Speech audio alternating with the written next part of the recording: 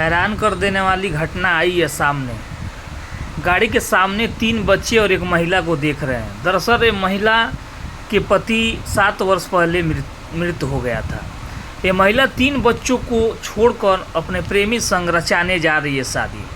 इस महिला, जी हाँ, जो महिला को देख रहे हैं, ये महिला के सामने 3 छोटे बच्चे, एक का उम्र 15, एक का उम्र 13 और तीसरे का उम्र 10 है। इन बच्चों के आंखों में झलक रही है आंसू। इन बच्चों को देखकर भी नहीं आ रहा है इस महिला को दया।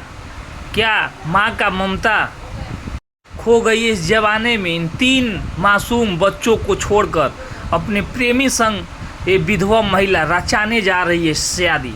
गांव में लोगों का तरह तरह का कहना है।